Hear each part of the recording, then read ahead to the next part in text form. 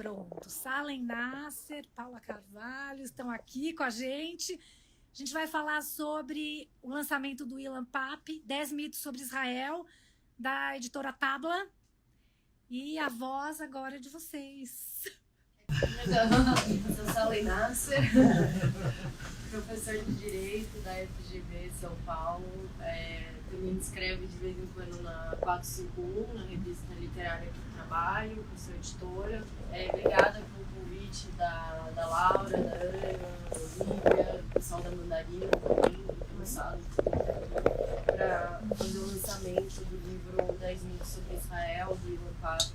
Então, tradução do Bruno Cocalchini Matos também, importante a gente falar. E a gente conversou um pouquinho antes, né, Salem? A gente não quer exatamente repetir o que está no livro, né, por isso vocês podem encontrar e dar uma lida. Mas muitas das coisas que ele fala aqui a gente vai acabar usando sempre. Obrigado, Paulo. Obrigado a todos, né, e a todas que vieram, aos que nos convidaram, e obrigado à Tabla por ter traduzido e publicado, né, os 10 mitos. Assim, antes mesmo de entrar na atualidade, porque assim, a atualidade na região ela é sempre muito quente, né, então está sempre acontecendo alguma coisa, e essa coisa normalmente é dramática, né. Ontem à noite, eu estou trabalhando em casa, um amigo me escreve e me diz: você pode falar? Posso? E ele me diz: não, é que eu queria saber, minha família vai para o Líbano no final do mês, e alguém estava me dizendo que vai ter uma guerra, né? Então eu queria saber com você se é verdade. Claro que assim, a previsão do futuro não sempre é tão fácil de fazer, mas o fato é que essa dramaticidade, digamos, esses eventos permanentemente tensos, né, são uma realidade da região, e isso é verdade nesse momento, né, verdade em relação com o Líbano e é verdade em relação com os palestinos, né. Mas antes de entrarmos assim nessa coisa mais quente, mais atual, digamos, eu queria dizer assim da importância de ter o livro do Ilan Pappé, e especificamente esse livro, né? Porque ele é muito conhecido por uma obra que é de fato muito relevante, talvez a mais importante sobre o tema, que é justamente a limpeza étnica na Palestina. E o que eu queria assim, marcar em relação a isso é que o Ilan Pappé é um desses chamados novos historiadores israelenses, né, que se aproveitaram, na verdade, de um instrumento que a gente poderia chamar democrático, né, ou de transparência, que é a abertura dos arquivos pelo governo de Israel. Quer dizer, ele se aproveita do fato de ter acesso aos arquivos oficiais para nos dizer: olha, tudo que nos contam sobre 48, 49 é um mito, e o que aconteceu de fato ali foi uma limpeza étnica da Palestina, e que isso foi intencional, foi planejado, foi previamente pensado, né? Então, é muito impressionante que ele se valha, digamos, desse instrumento, né, de abertura e democracia, e que ele escreva um livro tão fundamental sobre um tema tão importante, mas que a gente tenha sempre a impressão de que não se consegue perfurar, sabe, a barreira que faz com que a gente não enxergue a realidade do Estado de Israel. Por quê? Porque justamente tem-se uma espécie de névoa protetora, né, que diz: olha, somos um Estado que inclusive tem uma lei que abre arquivos, né, e que vocês podem acessar e podem escrever a respeito, mas a barreira que nos diz assim: você não poderá perceber a gravidade desse evento, inclusive ele mesmo luta contra ela e em certa medida vai sofrer a mesma frustração que nós sofremos, né? Então, quando a Laura disse que pensava traduzir assim os 10 mitos, eu fui dar uma olhada no texto, né, porque a gente conversou sobre isso, eu estava lendo o texto no original em inglês, e, assim, a primeira reação minha foi a desistência de um projeto, porque às vezes me diziam assim, escreva algo introdutório sobre a questão palestina e tal, eu cheguei à conclusão de que não era mais necessário, porque, sabe, estava escrito um livro que nos traria para essa porta de entrada, né, para esse vestíbulo da questão da Palestina com muita força, né? Então eu acho que a principal importância desse livro é justamente a de nos trazer para dentro, né, de uma questão tão fundamental e fazer isto tentando desfazer esses véus que nos cobrem, sabe, a visão quando diante desse tema tão trágico, né? Que para mim, na verdade, a minha esposa que acaba de chegar aí com a minha filha, que vocês depois conhecerão, me diz sempre que eu exagero um pouco, né? Porque eu julgo todas as pessoas segundo uma régua que é a régua da Palestina. Quer dizer, me diga onde você está em relação à Palestina e eu saberei o que pensar, né, sobre você. Porque para mim é um teste assim, extremamente útil para isso, né? Assim, se você tem alguma noção de justiça, eu saberei neste momento, né? E o fato é que, assim, como eu estava dizendo para a Paula antes, o que para mim é muito impressionante e é uma coisa extremamente frustrante, né? É como uma questão de justiça tão cristalina, né, pode passar tão batido por tanta gente, né? Assim, como é que ela pode não nos mobilizar suficientemente, né? Como tanta gente passa sem enxergar, né, essa questão. Às vezes uma pequena esperança, né, de que isso comece a mudar. De vez em quando você tem a sensação de que não dá mais, isso não pode durar muito mais tempo, né? E que as pessoas começam a perceber, né, que a verdade começa a se revelar. Mas é uma esperança, digamos, limitada, né? E aí eu acho que tem talvez uma boa passagem para os temas da atualidade, porque há pouco mais de um ano, né, 1 ano e 1 mês exatamente, houve o último confronto, digamos, o último capítulo, né, dos confrontos entre Israel e a faixa de Gaza, mais especificamente, né? E esta operação foi chamada pelos palestinos de a Espada de Jerusalém. Foi o momento em que Gaza se mobilizou, digamos, a resistência armada em Gaza se mobilizou e, pela primeira vez, né, explicitamente em defesa de Jerusalém, certo? E mais especificamente daquelas famílias, né, que estavam sendo expulsas de um bairro de Jerusalém para que pudessem ser ampliados os assentamentos, né? Então ali eu acho que houve uma faísca, né, um brilho talvez, de uma esperança de que as pessoas começassem a perceber, né, de que é muito difícil sustentar a narrativa israelense. Os nossos grandes jornais aqui continuam sendo muito capazes dessa tarefa de não enxergar, ou então de enxergar sempre alguma coisa que se apresente como compensação, né? Então, assim, se aparece alguma crítica ou então um evento muito forte, muito dramático, o grande jornal brasileiro ele vai encontrar alguma coisa positiva a nos contar sobre Israel no mesmo dia, né? Assim, então tem uma incapacidade realmente muito grande em alguns círculos, né? Mas você percebe que as pessoas começam a acordar, algumas pelo menos, e talvez até mais fora do Brasil do que no Brasil, né? Para perceberem justamente uma coisa que deveria ser muito banal, né?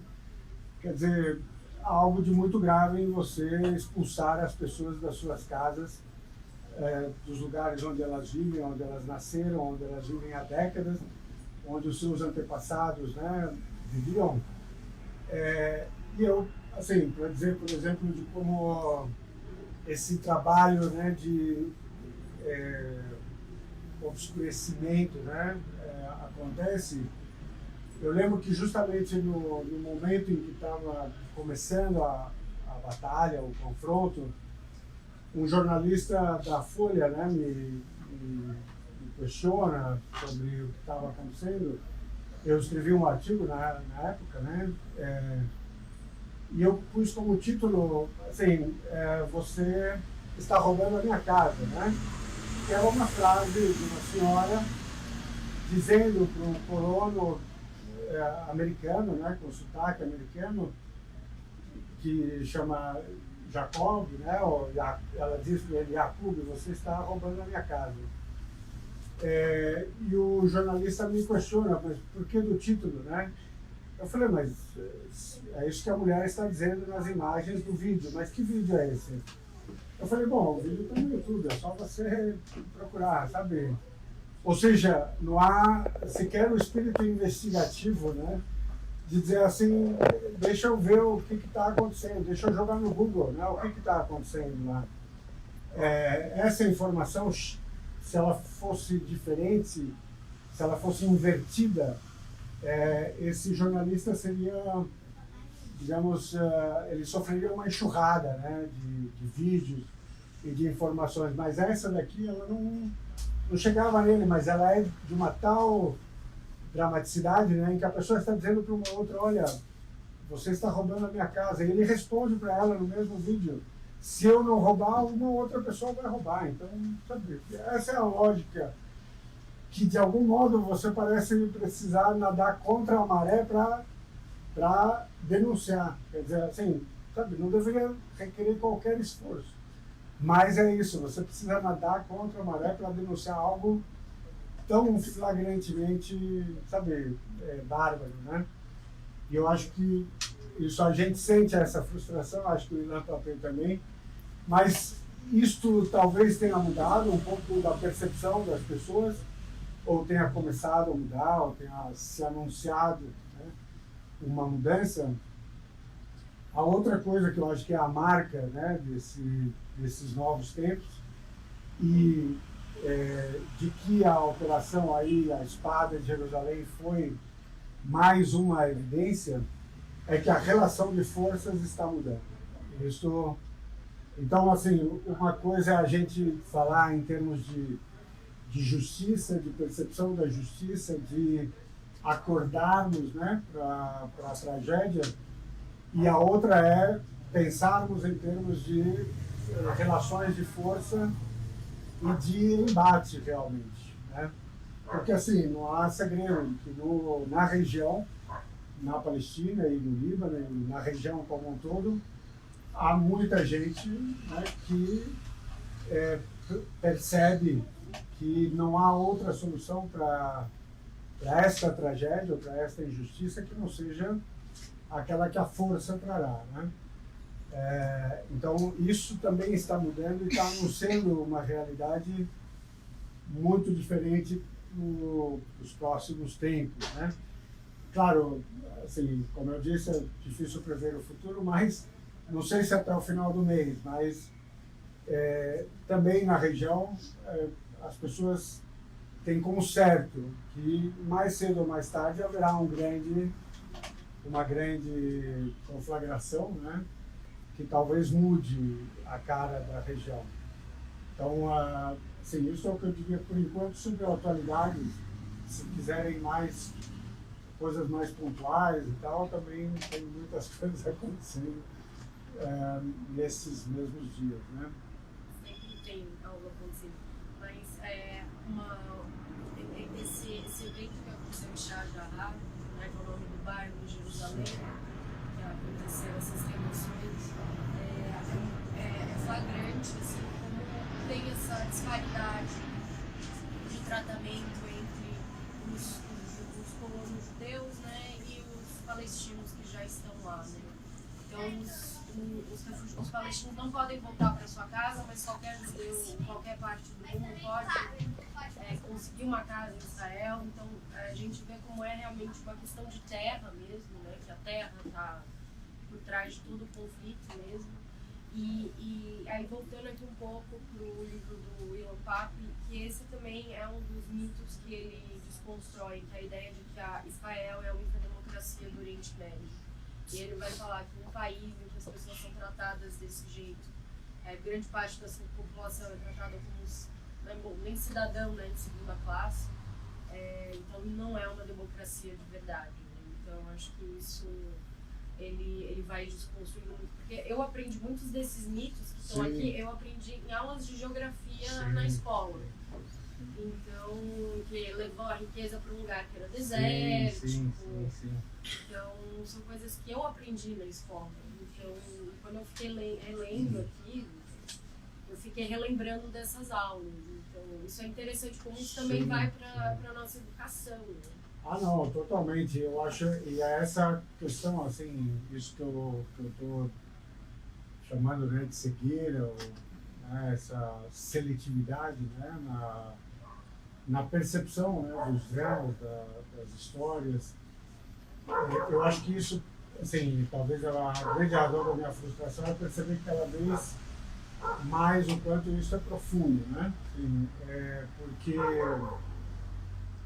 assim, tem algo aí que remete ao Said, né, ao Edward Said e ao orientalismo de um modo muito flagrante, né? Mas, sim, talvez alguém achasse que isso era natural no final do século XIX, mas que no século XXI a gente continue a naturalizar isso é algo impressionante. Assim, eu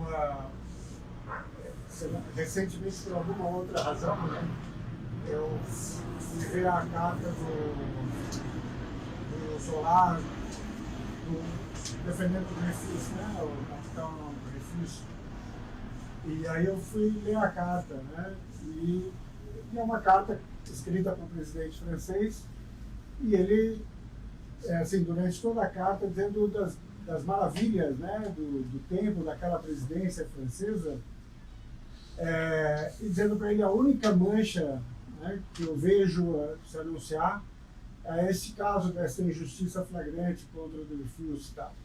Então isso eu poderia dizer, olha, não, assim, o princípio da justiça, né, de não deixar passar, né, a punição injusta a um homem inocente, né? Mas aí eu pensei, bom, mas, sei lá, você só enxerga as maravilhas se você não olhar para o que a França estava fazendo na África naquele momento, certo? Mas o fato é que provavelmente não interessava muito o que acontecia na África. Quer dizer, você fala de democracia e de, sabe, de liberdades e de valores, né, de princípios, mas você os circunscreve, né, a um espaço social. E aí você permite, na verdade, que a sua liberdade, a sua democracia esteja montada sobre a servidão de algum outro, sabe? Então, na Palestina hoje, nós, assim, quando você pensa essa ideia, né, é como se dissesse, não, tem lá em Tel Aviv, né, tem, sim, então a questão de gênero, você tem gay, tem... Sabe, o exército israelense tem refeições vegetarianas. Exato, então tá tudo bem enquanto, sim, sabe, não teria o mesmo elogio, né, se, sabe, se fossem mais conservadores em algumas coisas, mas, digamos, deixassem de expulsar os palestinos das suas casas. Então, tem algo que nos diz, e é isso que é muito, muito impressionante, né? E é um pouco o que eu dizia sobre os grandes jornais. De repente acontece alguma coisa lá, e aí a correspondente do jornal em Tel Aviv vai lá e escreve alguma coisa sobre a vida noturna de Tel Aviv, como é maravilhoso aquilo, sabe? Então, isto é mais importante do que saber se alguém está sendo expulso da sua casa. É um negócio... Claro que a gente pode trazer isso para o Brasil, né? Assim, a gente pode... Isso não é um fenômeno... Mas é muito impressionante essa nossa seletividade, né? E é claro, eu acho que em nenhum lugar ela é tão forte como em relação a Israel. E isso que você falava sobre as escolas, né? Então é isso. Mesmo o professor da escola, né? Ele naturaliza essas mesmas.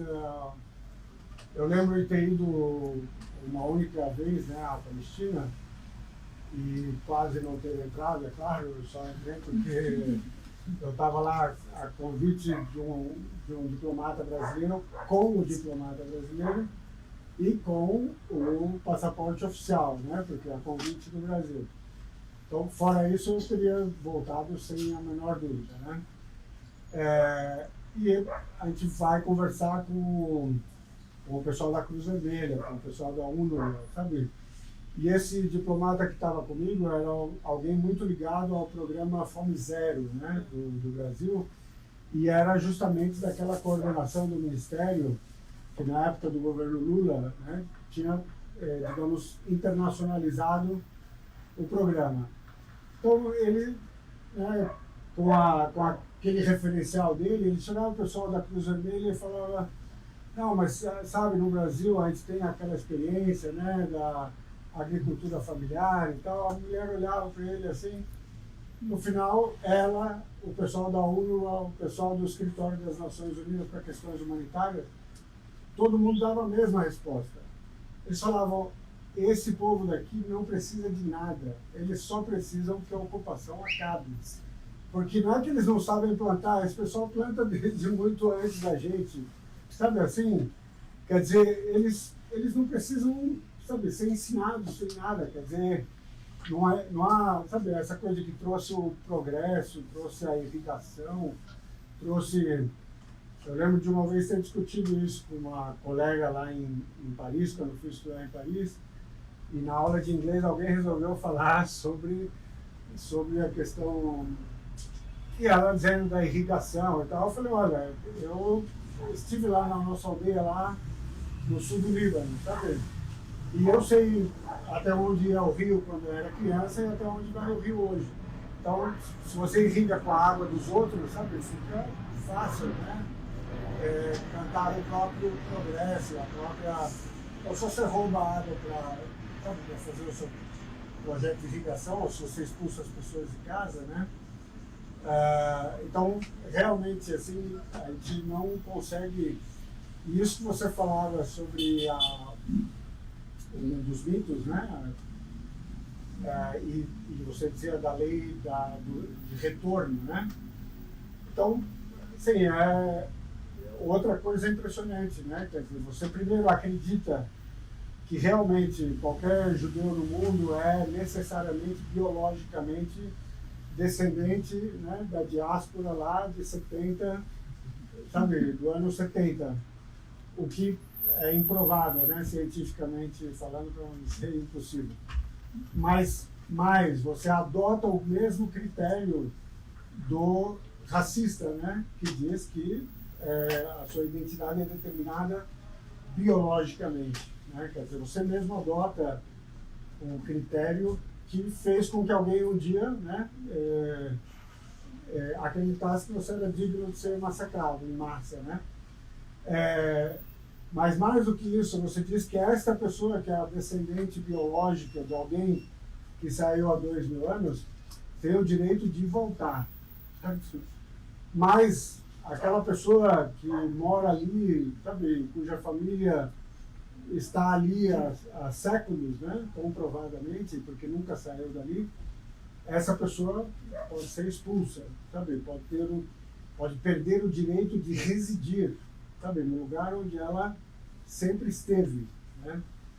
E, é claro, se você tiver, por exemplo, o azar de se apaixonar por uma outra palestina que mora em Gaza e você está na Cisjordânia, você não tem o direito de, sabe, reunião familiar. Você não pode se estabelecer. Por que eu não teria entrado, né? Porque o meu nome, podendo ser um nome árabe ele é, mas podendo ser um nome palestino, havia o temor de que eu estivesse voltando para, sabe, reclamar propriedades ou direitos, né? Então, e é impressionante como a gente vai encontrar muita gente hoje, né, que vai dizer pra gente, ó, mas é isso, está na Bíblia, né, é deles, essa terra prometida, então, e isso, assim, que essa crença, aliás, crença é bastante preocupante. Que é engraçado, né? É um outro discurso também de quem fala, esses fanáticos muçulmanos que levam o Alcorão ao pé da letra, sim, sim, né? Mas sim. quando você volta, a Bíblia tudo bem, né? Sim, inclusive ele sim. fala que o Ilan Pappé, que a Bíblia é ensinada, né? Nas Sim. escolas israelenses também, como a ideia do direito à terra, no todo, né? Tá baseado nisso, né? Tá baseado, na verdade, num livro religioso. Então, você vê também, são dois pesos e duas medidas aí. Sim, é claro que isso em parte, né? Em parte isso tem a ver com um detalhe, né? Que eu sempre lembro quando vou falar sobre o Oriente Médio e o mundo árabe e o mundo muçulmano, né? É que, primeiro, assim, de modo geral, né? O muçulmano ele não tem qualquer estranhamento com o cristianismo e com o judaísmo, né? Porque ele se acredita portador de uma mensagem que dá continuidade às outras. Então, não só ele não tem estranhamento, como ele assim, tem um respeito, uma reverência e tal, e um conhecimento, né, dos textos, pelo menos, enquanto que para o judaísmo, para o cristianismo, o Islã é necessariamente uma falsa mensagem, né, e ainda mais desconhecida, né? E de modo geral temida, né? Porque no Ocidente o grande susto, né, do Ocidente foi a emergência em força do Islã quando ele surgiu. O único cristianismo e judaísmo que não tem esse estranhamento é justamente o Médio Oriental, quer dizer, o judeu palestino, o judeu libanês, o judeu sírio, o cristão sírio, o cristão iraquiano. Eles não têm o menor estranhamento com o Islã, porque eles convivem com o Islã justamente desde que o Islã surgiu, né? Então, uma coisa é a percepção que o cristão e o judeu oriental, né, assim, médio oriental, tem do Islã, e uma outra é a percepção que o Ocidente tem do Islã e que incorpora, digamos, esse susto histórico, sabe? E essa ideia, né, de que o que estiver no Alcorão será necessariamente um mito, né, uma invenção, uma lenda, né, enquanto que as histórias contidas no Antigo Testamento e nos Evangelhos é pelo menos mais digna de reverência, né, ainda que em relação ao símbolo, né, se não for a literalidade e tal. Mas nesse caso a gente vai muito mais longe, né? Porque o pessoal toma ao pé da letra, assim, quer, né, ter uma promessa. Agora, com relação a isso, até tem alguns problemas. O Shlomo Sand, né, que é citado aqui muitas vezes, mas que escreveu alguns livros muito poderosos, né? O Shlomo Sand insiste em duas coisas. Uma é, assim, se vocês estão falando daquela terra que teria sido prometida e tal, essa terra prometida seria, na verdade, a Cisjordânia, ela não é Israel hoje. Então, se vocês estão realmente com esse projeto, isso é a confissão de que ninguém pretende uma solução de dois estados, ou então reconhecer algum direito aos palestinos sobre a Cisjordânia, porque a terra prometida é a da Cisjordânia, né? Seria a da Cisjordânia. A outra coisa que eu acho que é muito relevante, né, é que o Ilan Pappé, quando ele sai, se exila, né, ele diz assim, que isso acontece no momento em que ele chamou ao boicote, né, contra a academia israelense, ele chama ao boicote contra Israel. Mas ele diz, por que eu chamo a isso? Porque a academia se transformou numa máquina de propaganda, né? E o Shlomo Sand é quem mais detalha isso quando ele diz como é que as universidades tentam fazer achados, né? Ou construir teses que confirmem os relatos bíblicos, sabe? Então, a universidade está a serviço de uma tentativa de, sabe, corroborar a narrativa bíblica que daria direito, ou então que diria da presença, né, dos templos e dos judeus em outros tempos, né, naquele território, né. Eu estou tentando pegar aqui o nome de um filme de uma cineasta palestina, é um média-metragem, tem uns 20 minutos, meia hora, que ela é meio uma ficção científica, que ela chama alguma coisa, a cerâmica dos meus antepassados, e aí ela fala como a arqueologia, na verdade, a arqueologia, né, israelense destruiu todo o passado e o futuro palestino, assim, é meio numa distopia, enfim, depois eu acho o nome. Isso. É maravilhoso, assim, tem um nome meio assim, mas fala justamente disso,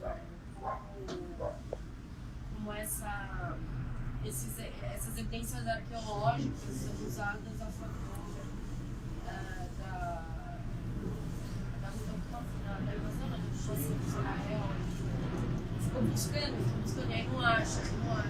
Não, e tem, assim, que tem um esforço de destruição, sabe, intencional e tal, isso está muito claro, né? Os palestinos, na verdade, têm lutado muito contra isso, inclusive esse período agora, né, mais recente, porque há menos de um mês, né, houve alguns confrontos aí, quer dizer, os confrontos são, as mortes palestinas são cotidianas, né, assim, nesse sentido, essa violência, né, é contínua também, mas houve alguns momentos que tinha lá uma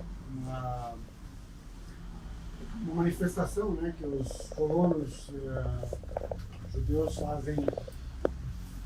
Eles entraram na mesquita, né, de Al-Aqsa, entram nos jardins ali, e os palestinos têm que, né, fisicamente resistir a esta entrada e a esta ocupação, né, que pretende, na verdade, comer aos poucos, né, a titularidade palestina e muçulmana, e em alguma medida, sim, eles conseguem os objetivos, pelo menos mais momentâneos, né? Mas a força, assim, a capacidade palestina de resistência, né, é muito impressionante, assim, que eu digo para eles aqui, assim, a permanência, sabe, assim, o fato de eles continuarem existindo e continuarem lá, sabe, assim, isso é muito, muito poderoso, né? E é o que eu acho que anuncia, assim, o fracasso final, né, de Israel. Eu acho, anuncia em algum momento, porque Israel está se consolidando como um apartheid, assim, como um estado de apartheid. O Ilan Pappé, ele nem insiste tanto nisso, ele diz, né? Mas é claro que nesse livro, porque ele está voltando, né, no prefácio à edição brasileira, ele fala disso mais claramente, né? E é um pouco isso, assim, a gente, como humanidade, daqui a pouco vai ter que decidir, sabe, se ainda aceitamos regimes de apartheid, né, ou não, porque está ficando explícito, né? No começo da nossa conversa, você falou, né, dessa barreira ou essa cegueira que sim, a gente sim. tem em relação a Israel. Isso também tem muito a ver com o poder que Israel tem em termos geopolíticos, econômicos e tudo mais, políticos, né? Então, se a gente pudesse falar um pouco disso e passando, enfim, principalmente para as empresas de segurança também, segurança privada, né, que são... Sim. Eles ajudaram a criar. Bom, assim, tem uma coisa que claro, assim, a gente que tece críticas a Israel, né, sempre corre o risco de ser acusado, né, de mobilizar temas antissemitas e tal, né? Então, já faço disclaimer antes. como é o meu caso, né? Mas eu me senti autorizado há alguns dias, sabe, há uns 3 dias, por um grande judeu justamente, né, o Max Weber, que eu fui ler a Ética Protestante e o Espírito do Capitalismo, sabe? E aí eu senti que, bom, as pessoas então estão autorizadas a falar da relação entre determinados grupos, a ética desse grupo e a sua presença na atividade econômica, nas indústrias, sabe? Então, ele faz isso com os protestantes, mas ele anuncia que faria isso também em relação aos judeus e tal. Então, evidentemente, tem um grande poder, né, econômico, político, investido, né, nas comunidades judias de todos os lugares do mundo, no Brasil inclusive, e que essas comunidades, muitas vezes, especialmente entidades, né, que representam o establishment, sabe, dessas que mobilizam esse poder em defesa de Israel e portanto, também na construção das narrativas, né, e no obscurecimento de algumas, né, então isso eu acho que está muito claro, né, está muito claro e é apoiado, sim, por um fenômeno que eu não sei como explicar, que é um pouco o que a gente está vendo hoje, sabe, por exemplo, em relação à Ucrânia, né, de repente você percebe que algumas narrativas se estabelecem, sabe, como necessariamente verdadeiras e as pessoas não só acreditam, sabe, mas elas investem tudo naquela narrativa, né? Então fica impossível você contrariar, fica impossível você questionar, fica impossível, sabe, pensar uma alternativa, Então há um processo de naturalização, sabe, não é só a cegueira, quer dizer, não é só a incapacidade de perceber, mas há um processo que naturaliza alguma coisa que é recebida acriticamente, quer dizer, alguém te conta aquela história, alguém, sabe, coloca no mercado aquela ideia e você naturaliza aquela ideia. Sim, você simplesmente a recebe e não questiona mais, né? Então, sei lá, vou dar um exemplo que eu sempre assim, eu sempre dou, não, mas eu repito muito. Mas para dizer um pouco, talvez, dessa naturalização. E o Reginaldo Nasser, né, que é um amigo, ele conta essa história num debate com o Celso Laffer, que também é alguém que eu gosto. Mas o Celso Laffer está dizendo da história, né, dos direitos humanos e tal, e ele se refere à importância do Harry Truman, né, no momento da Declaração Universal dos Direitos do Homem. Então ele está dizendo da importância do Truman para os direitos humanos. E o Reginaldo fala para ele, desculpa, mas sim, você está falando do maior criminoso de guerra, né, de todos os tempos, que é o cara que jogou as bombas em Hiroshima e Nagasaki. Aí você, sabe, tem um encanto que se quebra, né? Nunca, assim, como assim, os americanos podem ser criminosos de guerra, sabe? A gente nem imagina isso porque, sabe, como eu disse uma vez, às vezes você pega um jornal e assim, você tem a sensação que você mora no Arkansas, sabe? Porque é isso, o jornal é contado do ponto de vista, sabe, do americano médio e tal. É como se a gente estivesse em casa, né? Sim, é como se o presidente fosse o nosso presidente, sabe? Assim, então a gente simplesmente incorpora isso, né? O primeiro debate que eu participei com o Heródoto Barbeiro, né? Sim, ao final do debate ele falou: você sabe que eu nunca ouvi alguém falar do Irã do jeito que você falou, sabe? Ou seja, era simplesmente uma quebra de naturalização, mas, sabe, você não percebe, inclusive, a possibilidade da crítica, sabe? E isso é muito difícil de quebrar, né? Então, combinando a naturalização, sabe, a crítica, a recepção, a aceitação, com esse poder de construir a narrativa, né?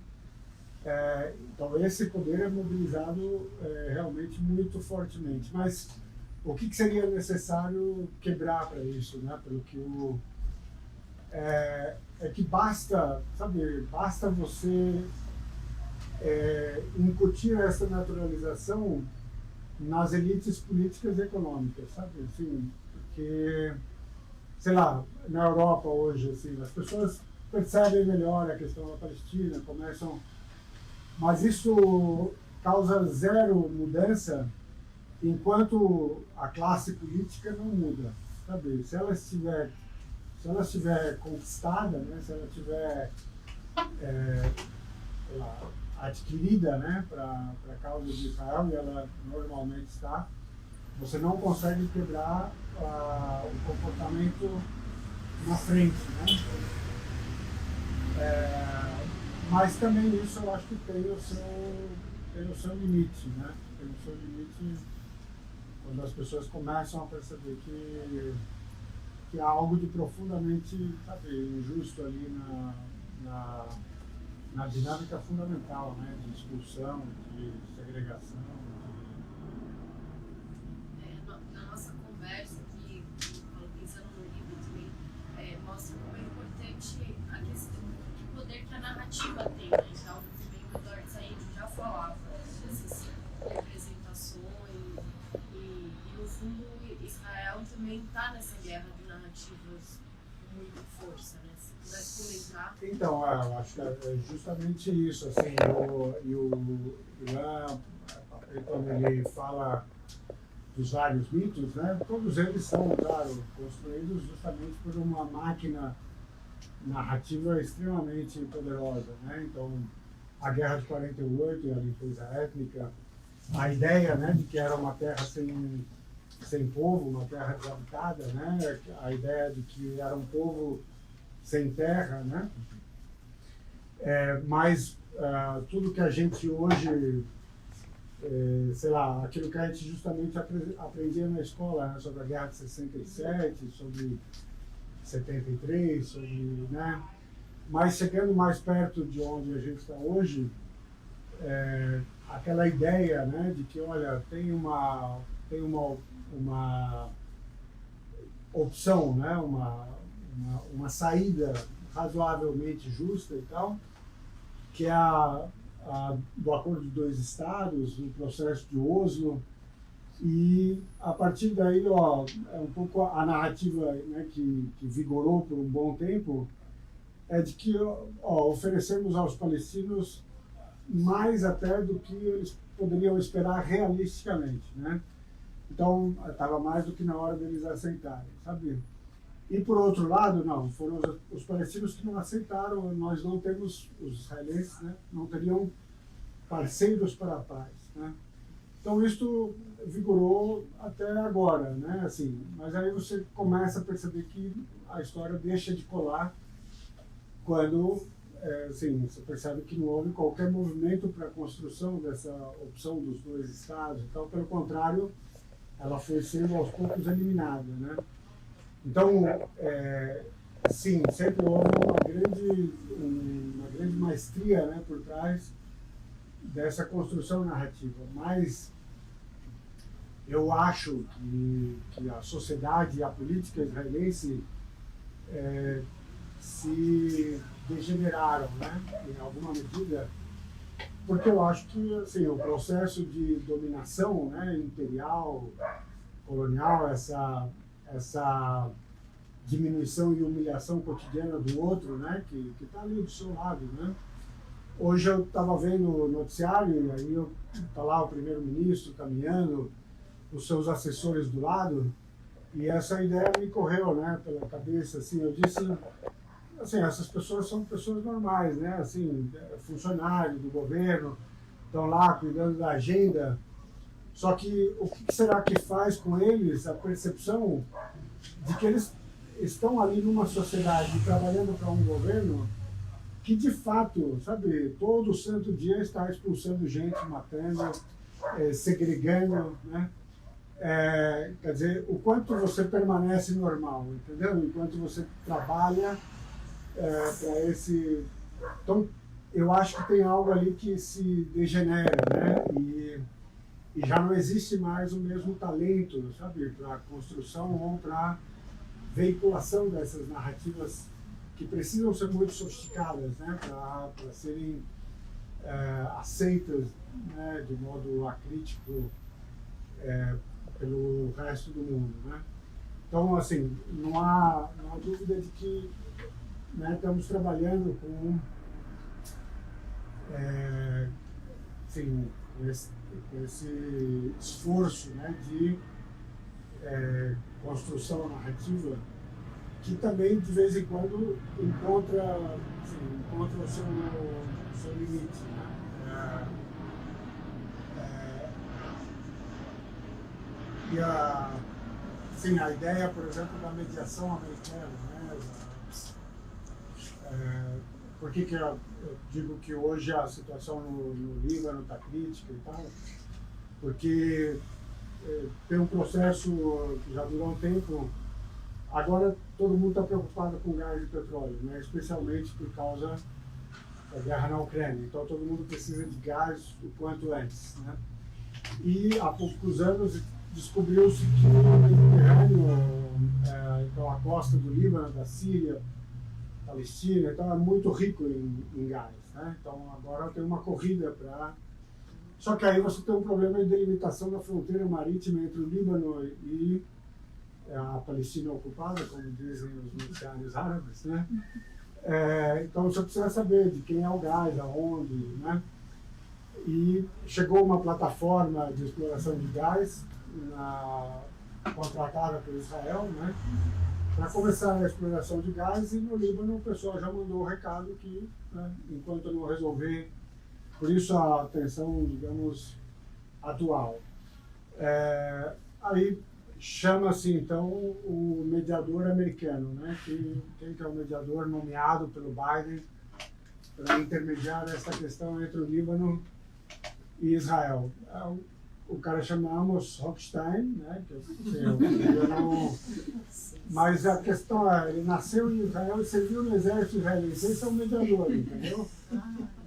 Esse é o mediador entre as duas partes interessadas. No mínimo tem um desequilíbrio. Então realmente tem uma diferença de força, né, nesse sentido, muito, muito grande, mas também a força, como eu disse, e mais uma vez repito, tem os seus limites, né? A guerra na Ucrânia, que sim, pode parecer um pouco distante, mas ela está anunciando um tempo novo, né, em relação a poder e força, né, no mundo, e combinado com o Irã, as negociações nucleares, né, a emergência do Irã na região. Então, tudo está sendo refeito, eu acho, né?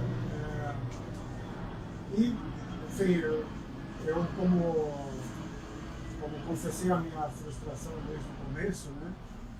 A minha última participação, acho que num debate sobre a questão da Palestina e tal, eu meio que já abandonei, sabe? Eu falei, nós aqui não vamos resolver a questão da Palestina. Eles vão resolver entre eles, provavelmente vai acontecer alguma guerra nesse meio tempo e vai mudar a história e eles lá vão resolver, né? Então a gente talvez não tenha muito papel a desempenhar sobre esse resultado.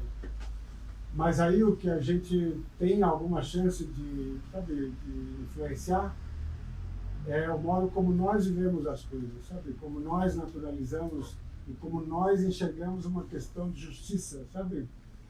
Então me preocupa muitíssimo, né, que a gente ache normal, entendeu? Que alguém seja expulso da sua casa, né? Que as pessoas, né, possam simplesmente ser objeto de limpeza, né, étnica nesse sentido. Então há algo que a gente precisa mobilizar pela nossa própria saúde ética, né, assim, porque em anos de eleições é bom fazer, é bom ir treinando. Eu queria fazer uma pergunta para o Mauro. Eu queria saber como é que tu olhas, né, a Palestina, porque tu estás fora do teu, né? Como é que tu olhas, estando na diáspora, posso chamar assim, né? Como é que tu vês? Costuma-se dizer assim, que nós estamos na diáspora, a gente tem um olhar diferente de quem está lá. Sim, sim. Né? Então, como é que tu vês isso? Então, você sabe que, assim, essa é uma... Eu sou filho de libaneses, né? E, claro, assim, então, por exemplo, mesmo a diáspora libanesa, ela é bastante variada aqui no Brasil, inclusive, porque tem várias ondas, é constituída por partes diferentes da população libanesa, né? Que também tem diversidade, digamos, religiosa, né? Econômica e tal. Então, em alguma medida, tem uma grande diversidade e é claro que essa diversidade se intensifica, né? Quando você pensa, por exemplo, o libanês em relação ao sírio ou em relação ao palestino, né? Por outro lado, tudo isso aqui é, para muita gente ainda hoje, a grande Síria, sabe? Então, nós todos seríamos sírios, né? Palestinos, libaneses, sírios, porque, na verdade, essa experiência de diferenciação, ela nasce no começo do século XX. Ela era uma diferenciação diferente antes disso, né? Mas, enquanto, digamos, unidades nacionais, isso é bem... E aí, é claro, você tem, como sempre, né, aquelas percepções da diferença e também da distância.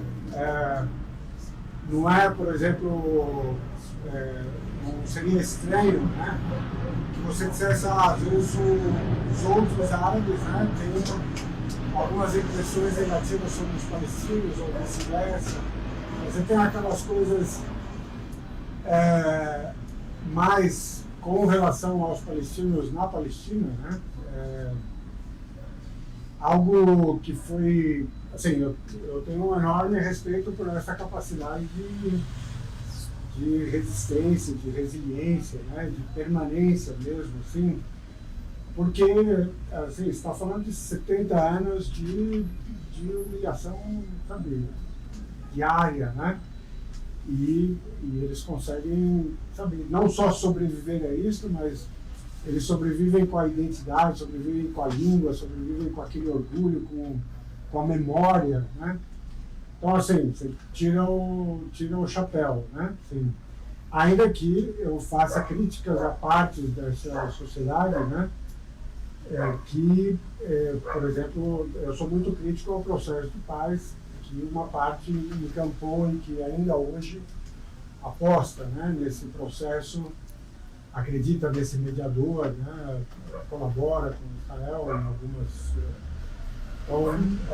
mas a outra coisa que foi revelada pelos eventos do ano passado foi uma derrota relativa, né, do projeto israelense de, sabe, dividir e imperar, né? Quer dizer, dividir os palestinos da Palestina, digamos, que hoje é Israel, né? São os palestinos ditos de 48, os palestinos da Cisjordânia, os palestinos de Gaza e os palestinos dos campos de refugiados, né? Ou seja, da diáspora. Então, dividir os palestinos em 4 ou 5 grupos e fazê-los lutarem entre si. Isso deu certo por um bom tempo, sabe assim? Mas pareceu fracassar nesses eventos do ano passado, em que realmente você viu mobilizações na Palestina 48, nos acampamentos, na Cisjordânia, né? E, claro, em Gaza, onde está o coração, digamos, hoje da resistência armada, né? Então, assim, eu ao mesmo tempo me irrito com os palestinos quando eu os percebo, sabe, fragmentados, né? Mas, sim, você tira o chapéu para essa capacidade de resistência, né? Diga. Eu tenho o dever público de lembrar e cobrá-lo do seu livro. Ok, bom. Exceto pelo Irã e pelo Hezbollah, a geopolítica global hoje, quem se interessa por resolver essa questão? Então, assim, eu acho que há outros, né, para além desses dois. O Irã é realmente um ator, assim, é o mais relevante porque é um país muito grande, né, tem riquezas naturais importantes e que fez a prova, sabe, de que você sobrevive a 40 anos de sanções americanas, né, e de tentativas de derrubada de governo e tal, e você chega no final desse processo mais forte do que começou, né? E sendo um ator muito mais relevante na política regional do que foi na época do Shah, e muito mais importante pela sua influência, né, em vários lugares da região. O Hezbollah é também um outro grande exemplo, porque como movimento de resistência, ele é certamente o mais bem sucedido, pelo menos na história recente na região, e é a maior força militar, eu diria, política de enfrentamento direto com Israel, né? Então, quando eu disse que há alguns dias atrás o pessoal no Líbano mandou um recado para os israelenses e tal, quem mandou esse recado foi o secretário-geral do Hezbollah. Ele foi à televisão, falou por 50 minutos, só falou sobre o tema do gás e disse aos israelenses: enquanto nós não tivermos resolvido a fronteira, vocês não explorarão. Certo? Quer dizer, pode mandar o barco para casa, pode... Daí você percebe a importância da... E os israelenses levam muito a sério o que diz o secretário-geral, como você sabe. Mas, para além disso, assim, quem são os outros atores, né?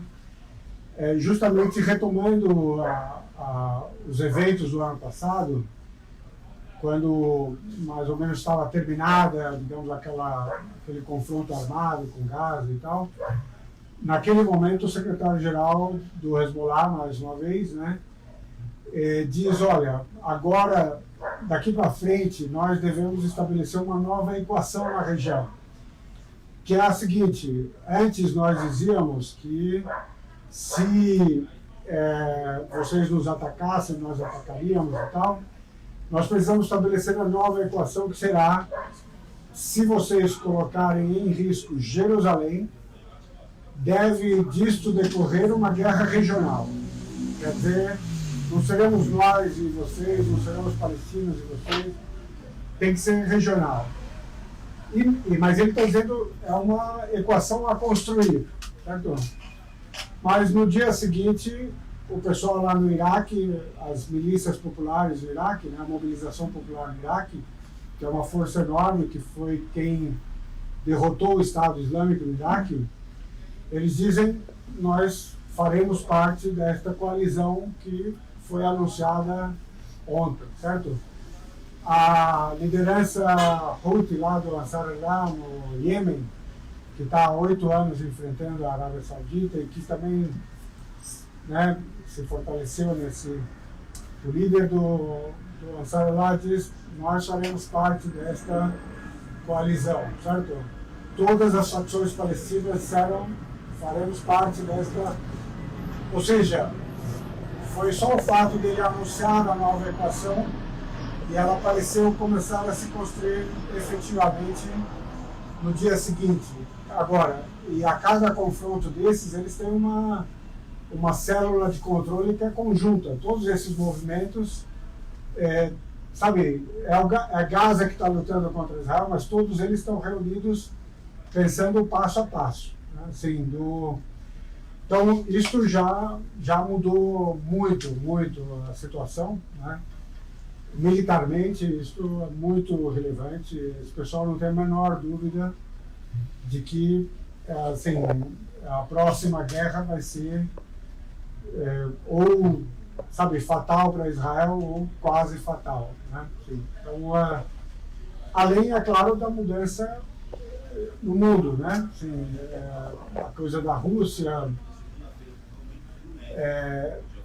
é incrível isso. Assim, os russos estão muito incomodados, né, com a posição de Israel em relação à Ucrânia e anunciaram que iam dificultar a vida de Israel na Síria, né? Israel está lá atacando à vontade.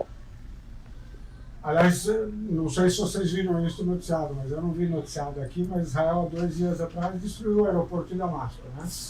Sim, ele vai ficar inoperante por um bom tempo, né? Mas mesmo diplomatas russos, assim, eu vejo eles falando, eles dizem, olha, é incrível como a Rússia não vai fazer nada mais dramático contra Israel, mas que eles estão irritados, e, portanto, pode ser que mude algo, sabe, inclusive ali na dinâmica da região, né? Mas o principal, eu diria que é essa conjunção aí, Irã, que também já avisou, né, que as próximas vezes que for atacada por Israel vai retalhar em território israelense, né? Então isso está subindo, assim, está subindo o tom aos poucos, né?